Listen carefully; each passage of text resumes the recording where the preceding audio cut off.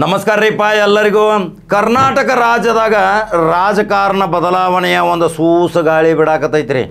ಆ ಸೂಸು ಗಾಳಿಯ ಸ್ವಲ್ಪ ಮಾಹಿತಿ ಸಿಕ್ಕೈತಿ, ನಿಮ್ಮ ಜೊತೆ ಹಂಚ್ಕೋಬೇಕಿರಲ್ಲ.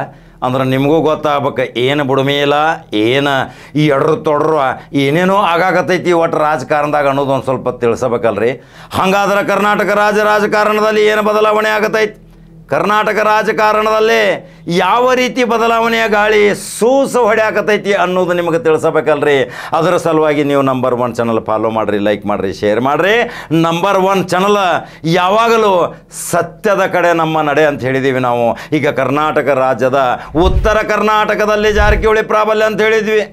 ಜಾರಕಿಹೊಳಿ ಪ್ರಾಬಲ್ಯ ಉತ್ತರ ಕರ್ನಾಟಕದಾಗ ಅಂತ ಹೇಳ್ತಿದ್ವಿ ನಾವು 96 ಕ್ಷೇತ್ರದಾಗ. ಈಗ 100-224 ಕ್ಷೇತ್ರದಾಗ ಇವ್ರದ ಗಾಳಿ ರೀ. ಎಲ್ಲಿ ನೋಡಿದಲ್ಲಿ ಅವ್ರದ ಗಾಳಿ. ನಾವು ಅನೇಕ ಕ್ಷೇತ್ರಗಳಲ್ಲಿ ಆ ಕಡೆ ತಿರುಗಾಡಿದಾಗ ದಕ್ಷಿಣ ಕರ್ನಾಟಕದಾಗ ಎಲ್ಲಿ ನೋಡಿದಲ್ಲಿ ಅವ್ರ ಫಾಲೋವರ, ಎಲ್ಲಿ ನೋಡಿದಲ್ಲಿ ಅವ್ರ ಬೆಂಬಲಿಗರು. ಒಬ್ಬರದ ಅಲ್ರಿ 5 ಸ್ಟಾರ್ಗಳದು. 5 ಸ್ಟಾರ್ ಯಾರು ಗೊತ್ತಲ್ಲ? 5 ಸ್ಟಾರ್, ಇನ್ನು 7 ಸ್ಟಾರ್, ಇನ್ನು 9 ಸ್ಟಾರ್. ಯಾವಾಗ 2028ರಾಗ 7 ಸ್ಟಾರ್, 2033ಕ್ಕೆ 9 ಸ್ಟಾರ್ ಆಗ್ತಾರೆ ಅನ್ನೋದೇ ಇವತ್ತಿನ ವಿಶೇಷ ಸ್ಟೋರಿ.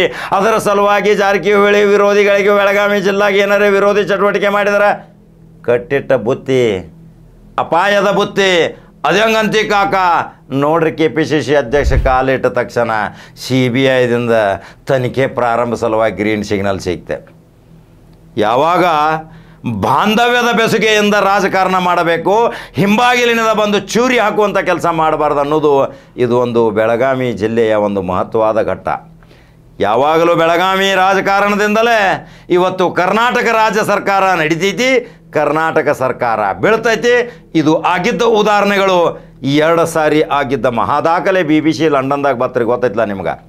ಗೋಕಾಕದ ರಾಜಕಾರಣ ಈ 5 ಸ್ಟಾರ್ಗಳು ಇವತ್ತು ಜಗತ್ತು ನೋಡು ಹಂಗೆ ಮಾಡಿದ್ದು ನೀವು ಈ ಹಿಂದಕಲೇ ನೋಡಿದಿರಿ. ಇನ್ನು ಮುಂದೆ ನೋಡುವಂಥ ಪರಿಸ್ಥಿತಿ ಬರ್ತೈತೋ ಇಲ್ಲೋ ಅಂತ ಅನ್ನಕ್ಕೆ ಹೋಗ್ಬೇಡ್ರಿ, ಬರಬಹುದು ಅನ್ನಕತ್ತೀನಿ. ಒಂದು ಪ್ರಶ್ನಾರ್ಥಕ್ಕೆ ಚಿನ್ನಿಟ್ಟೇನಿ. ಯಾಕ್ರಿಪ್ಪ? ಯಾವಾಗ ಕರ್ನಾಟಕ ರಾಜ್ಯದಲ್ಲಿ ಒಂದು ಹಿಂದುಳಿದ ವರ್ಗದ OBC ನಾಯಕ, ಅಹಿಂದ ನಾಯಕ ತನ್ನ ಎಲ್ಲ ಕೆಲಸಗಳನ್ನು ಬಿಟ್ಟು, ತನ್ನ 100 ಸಾಮ್ರಾಜ್ಯಗಳನ್ನು ಬಿಟ್ಟು, ತನ್ನ ವ್ಯವಹಾರಗಳನ್ನು ಬಿಟ್ಟು, ಕೈಗಾರಿಕೋದ್ಯಮಗಳನ್ನು ಬಿಟ್ಟು, ಸಾಮಾಜಿಕ ಚಟುವಟಿಕೆ ಮುಖಾಂತರ ರಾಜಕಾರಣಕ್ಕೆ ಬಂದು ಪಕ್ಷವನ್ನು ಭದ್ರಗೊಳಿಸ್ತಾನಂದ್ರೆ ಅವನಿಗೆ ಉನ್ನತ ಸ್ಥಾನ ಕೊಡಬೇಕಲ್ರಿ. ಯಾಕೆ ಕೊಡೋದಿಲ್ಲ? ಅದು ಅವನ ಹಕ್ಕೈತಿ ಕೇಳೋದು, ಕೊಡಲೇಬೇಕು. ಯಾವಾಗ ನಾವು 2028ರಾಗ ಸತೀಶ್ ಜಾರಕಿಹೊಳಿ ಮುಖ್ಯಮಂತ್ರಿ ಆಗ್ತಾನಂತ ಹೇಳಿದ್ವಿ. ಆದರೆ ಹೇಳೋಕ್ಕಿಂತ ಮೊದಲ ಮತ್ತು ಕಾಲ ಸಮೀಪ ಬರಾಕತೈತಿ ಅಂಬಲ್ರಿ, ಹೇಳಕ್ಕೆ ಬರಂಗಿಲ್ಲ. ಎಲ್ಲಿ ಸಿದ್ದರಾಮಯ್ಯ ಸತೀಶ್ ಜಾರಕಿಹೊಳಿ ಕೊಳ್ಳಾಗ ಹಾಕಿ ಹೋಗಬಹುದು, ರಾಜಕಾರಣದಾಗ ಎದುರು ತೊಡರು ಏನು ಬೇಕಾದ ಬದಲಾವಣೆ ಆಗಬಹುದು.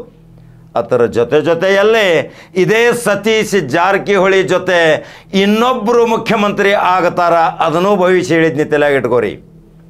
ಇದೇ 2023ರಲ್ಲಿ ನಡೆದ ಚುನಾವಣೆಯ ನಂತರ ಸಿದ್ದರಾಮಯ್ಯ ಮುಖ್ಯಮಂತ್ರಿ ಆದ ನಂತರ 2ನೇ ಮುಖ್ಯಮಂತ್ರಿ MB ಪಾಟೀಲ್ ಆಗ್ತಾರ ಅಂತ ಹೇಳಿದ್ನಿ.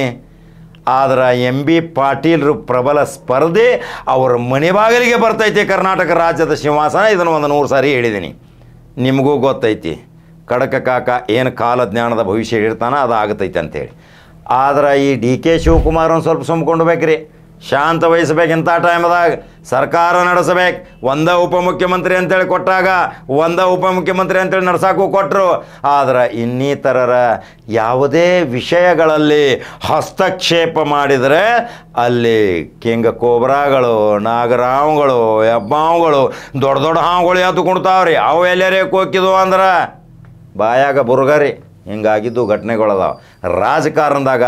ಯಾವಾಗಲೂ ಇದು ನಿಂತ ನೀರಲ್ಲ ಅಂತೇಳಿ ಹರಿಯೋ ನೀರು. ಅದರ ಸಲುವಾಗಿ ಬಿರುಗಾಳಿ ಎಬ್ಬೈತಿ. ಈಗ ಏನು ಪರಿಸ್ಥಿತಿ ಆಕೈತಿ, ಚಂದಂಗೆ ನಡೆದೈತಿ. 3 ತಿಂಗಳಾತು ಸರ್ಕಾರ ಜನರಿಗೆ ಗ್ಯಾರಂಟಿ ಕೊಟ್ರಿ. ಇನ್ನು ಬರುವ ಲೋಕಸಭಾ ಚುನಾವಣೆಗೆ ಮಹಾಪೆಟ್ಟು ಈ KPCC ಅಧ್ಯಕ್ಷರಿಂದ ಆಗಬಾರದು. KPCC ಅಧ್ಯಕ್ಷ ಶಾಂತ ರೀತಿಯಿಂದ, ಸಂಯಮ ರೀತಿಯಿಂದ ವರ್ತಿಸಿದರೆ ಮಾತ್ರ ಕಾಂಗ್ರೆಸ್ಗೆ ಒಂದು ಬಲವಾದ ಒಂದು ಶಕ್ತಿ ಬರ್ತೈತಿ. ಅದರ ಸಲುವಾಗಿ ನಾವು ಹೇಳಿದೀವಿ, ಅನೇಕ ಮಂತ್ರಿ ಮಾನ್ಯ ಶಾಸಕರ ವಿಷಯ ಹೇಳಿದ್ದೀನಿ. ಅವರವರ ಮನೆಗಳಲ್ಲಿ ಹೋಗಿ ಎಷ್ಟು ಸೌಜನ್ಯತನ ಕರೆದು ಮಾತಾಡಿಸ್ತಾರ. ಇದೇ KPCC ಅಧ್ಯಕ್ಷರ ಮನೆಗೆ ಹೋಗ್ರಿ, ಅಲ್ಲಿ ಕರಿಯವ್ರ ಇರಂಗಿಲ್ಲ, ಹೊರಗೆ ಹಾಕೋರ ಇರ್ತಾರೆ. ಆದ ಅನುಭವ ಎಷ್ಟೋ ಜನ ಬಂದು ಹೇಳ್ತಾರೆ ನಮಗೆ, ಕುಂತು ಮಾತಾಡುವಂಥ ಶೈಲಿ ಇಲ್ಲ, ಎಲ್ಲರಿಗೂ ಒಂದು ವ್ಯವಸ್ಥೆ ಇಲ್ಲ, ಬಂದು ಒಂದು ಕಡೆ ಇನ್ಕಮಿಂಗ್ ಆಗ್ಬೇಕು, ಔಟ್ ಗೋಯಿಂಗ್ ಆಗ್ಬೇಕು.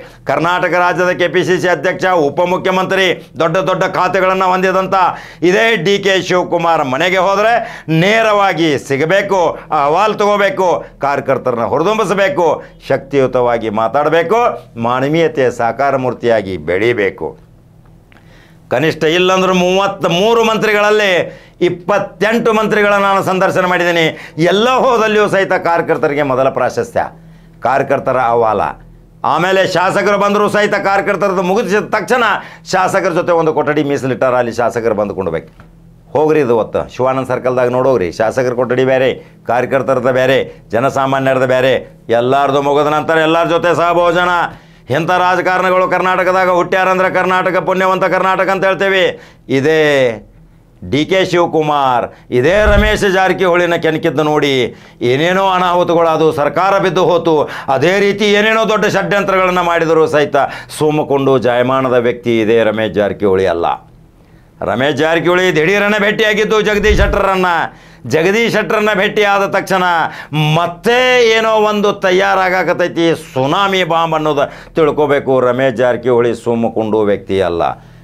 ಎಲ್ಲಿ ಹೊರಗಡೆ ಬಿದ್ದ ತಕ್ಷಣ ಯಾವ ರೀತಿಯ ಅಲ್ಲಿ ಏನೇನೋ ಅನಾಹುತಗಳು ಆಗ್ತಾವ, ಯಾವ್ಯಾವ ಅಡೆತಡೆಗಳನ್ನು ನಿವಾರಣೆ ಮಾಡಿಕೊಂಡು ಅಲ್ಲಿ ಮುನ್ನುಗ್ತಾನ ಅನ್ನೋದೇ ಇವತ್ತು ಈ ಜಾರಕಿಹೊಳಿಯ ವೈಶಿಷ್ಟ್ಯ. ಹೇಳಕತ್ತೀನಿ, 5 ಸ್ಟಾರು, 28ರಲ್ಲಿ 7 ಸ್ಟಾರು, 32ರಲ್ಲಿ 9 ಸ್ಟಾರು ಇಟ್ಕೊಂಡ್ರಿ ತಲೆಯಾಗ. ಹಾಗಾದ್ರೆ ರಾಜಕಾರಣದಲ್ಲಿ ಬೆಳಗಾವಿಗೆ ಕಾಲಿಡೋಕ್ಕಿಂತ ಮುಂಚಿತ ಯಾವುದೇ ಒಂದು ವಿಚಾರ ವಿನಿಮಯ ಮಾಡ್ಕೊಂಡು ಕಾಲಿಡಬೇಕು. ಕಾಲ ಇಟ್ಟ ತಕ್ಷಣ ಇಲ್ಲಿ ಭಾಳ ಕೆಟ್ಟ ಶಾಪ ಐತ್ರಿ. ಆ ಶಾಪದ ಪರಿಣಾಮ ಏನೋ, ಇಲ್ಲಿ ಪ್ರವಾಸ ಮಾಡಿ KPCC ಅಧ್ಯಕ್ಷರು ವಾಪಸ್ ಹೋಗ್ಬಿಡ್ದು ಅಂದ್ರೆ CBI ಎನ್ಕ್ವೈರಿ ಗ್ರೀನ್ ಸಿಗ್ನಲ್ ಆತ್ರಿ. ಇನ್ನು ಮತ್ತೆ ಏನೇನು ಅನಾಹುತ ಆಕಾವ ಅಂಬಲ್ಲ.